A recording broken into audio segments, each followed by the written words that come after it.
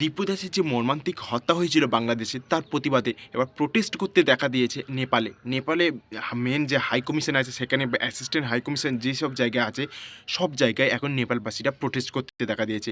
আর বিরাট বড় একটা প্রোটেস্ট। ভারতে তো প্রোটেস্ট হচ্ছে দিল্লি সহ কলকাতা বা অন্যান্য যেসব জায়গায় হাই কমিশন বা অ্যাসিস্ট্যান্ট হাই কমিশন আছে সব জায়গায় প্রোটেস্ট হচ্ছে। এমনকি বাংলাদেশ এই যে প্রোটেস্টে তার ভয়ে ৩টি জায়গা তারা ভিসা দেওয়া বন্ধ করে দিয়েছে। আসলে বাংলাদেশে যাই কজন সেটা নিয়ে সন্দেহ আছে। তারপরেও তারা আ মানে ইন্ডিয়ায় এরকম ভিসা সেন্টার বন্ধ করে দিয়েছে বলে তার প্রত্যুত্তরে বাংলাদেশে এমন করে দিয়েছে। তো বাংলাদেশে এই যে ঘটনাটা নিয়ে শুধু ইন্ডিয়াতে বিরাট বড় শুধু প্রোটেস্ট হচ্ছে না, নেপালেও এই প্রোটেস্ট হচ্ছে এবং এর নিন্দা এবার সারা বিশ্ব করতে আরম্ভ করে দিয়েছে। আমি অলরেডি বলি যে নিউজিল্যান্ডে বা কানাডা এদের পার্লামেন্টে এইসব নিয়ে এখন মানে এইসব নিয়ে ডিবেট হতে শুরু করেছে। ওখানে মানে বাংলাদেশে হিন্দু পীড়ন যে প্রকার হচ্ছে সেইটা নিয়ে প্রশ্ন উঠছে এবং দীপু দাসের এই যে হত্যার প্রতিবাদে সব জায়গায় মিছিল হতে দেখা দিয়েছে।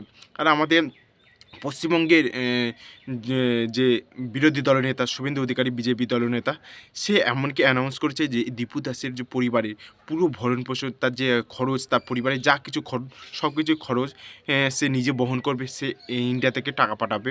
আর তাছাড়াও বাংলাদেশেও কিছু মানে সহৃদয় ব্যক্তি আমি দেখলাম যে সোশ্যাল মিডিয়ায় তাদের সামনে আগিয়ে আসতে এবং তারাও অ্যানাউন্স করছে যে দীপু দাসের পুরো পরিবারে বা যা কিছু তাদের ভরণ-পোষণ আছে সব কিছুর দায়িত্ব তারা নেবে। মেনলি বাংলাদেশের যে হিন্দু সংগঠনগুলো আছে আমি তাদেরই কথা বলছি।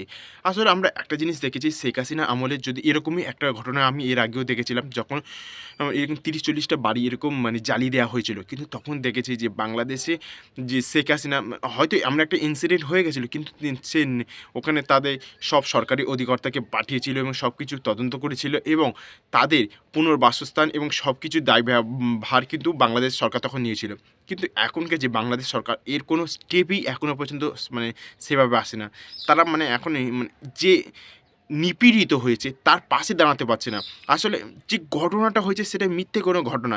হ্যাঁ, এখনও পর্যন্ত মানে সেটা দেখাতে পারেনি যে কে মানে দেখেছে এই অপমান করতে। তো সুতরাং এইসব ঘটনা বিবিসি থেকে সমস্ত বড়, বড় নিউজ চ্যানেলেও এখনো বলছে যে এইসব ঘটনা আদৌ কিছু হয়নি।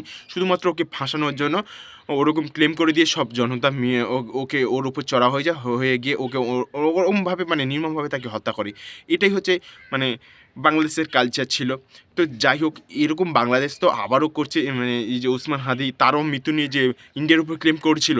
কিন্তু এখন মানে অন্যান্য ছাত্র নেতাগুলো তারাও সামনে আসতে দেখেছে তারাই এমন বলছে যে যদি ওই যে ম্যা মানে ইন্ডিয়া করে তাহলে তার ডেটা দেখাও। যখন ডেটা দেখাতে পারছে না তখন ও তখন মানে নিজেরাও স্বীকার করছে না, তখন আবার অন্যের দিকে ঘোরানোর চেষ্টা করছে। এমনকি ওর সেনাপ্রধান বা অন্যান্য পুলিশ কর্তারা তারা কেউ বলছে না যে এরমভাবে ওসমান হাদির হত্যাকারী সে ইন্ডিয়া পাঠিয়েছে। অথচ বড়, বড় কিছু, কিছু নিউজ চ্যানেল ওখানে আছে। সে বলছে যে ওসমান হাদির হত্যাকারী ইন্ডিয়াতে জামাই আদরে আছে, ইন্ডিয়াতে পালিয়েছে।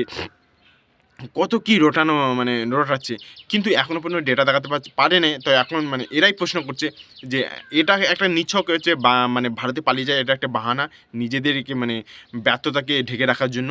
তো এবার প্রশ্ন শুধু করছে না, তারা এবার বলছে যে তাহলে এই যে ওসমান হাদির হত্যাকারী সে এখন কোথায়? তাহলে কি এখন ইউনিশ সরকার তাকে কি গোপন করে রেখেছে? কারণ সেই ভোটের ফায়দা নেবে বলে। তো সবকিছু তো প্রশ্ন শুধু থেকেই যাচ্ছে। তার কোনো উত্তর তো এখনো পর্যন্ত মানে কিছুই পাওয়া যাচ্ছে না। আর কিছু, কিছু মানে জনতা আছে তারা এই সব কিছু খেয়েই যাচ্ছে। মানে সব কিছু ডেটা সামনে আসছে, সব কিছু হচ্ছে যে শুধুমাত্র ইন্ডিয়াকে ব্লেম করে দিয়ে এইসব অপরাধীকে নিজেরাই ঢাকা দেওয়ার চেষ্টা করছে।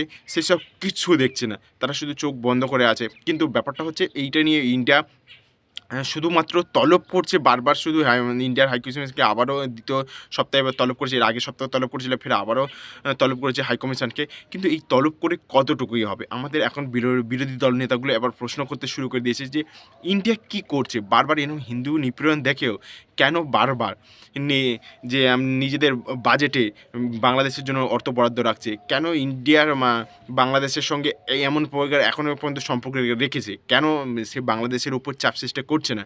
তো এটা নিয়ে তো বিরোধী দলনেতা ইতিমধ্যে প্রশ্ন করতে শুরু করে দিয়েছে। তো এবার দেখার পালা আছে ইন্ডিয়া কী স্টেপ নেয় এর প্রতিবাদে। বাংলাদেশের এই যে ঘটনা হচ্ছে, নেপাল বা অন্যান্য বিশ্ব তো প্রতিবাদ করতে শুরু করে দিয়েছে। কিন্তু ইন্ডিয়া যে এখনকার সরকার যে বলে যে আমি হিন্দুত্ববাদী বা হিন্দুদের সহায়তাকারী, তো তারা কি করছে? এটা তো বিরোধী দলনেতারা আছে, তারা তো প্রশ্ন করতে অলরেডি শুরু করে দিয়েছে। তো দেখার পালা আছে যে ইন্ডিয়া এর পরবর্তী স্টেপ কী নেয়?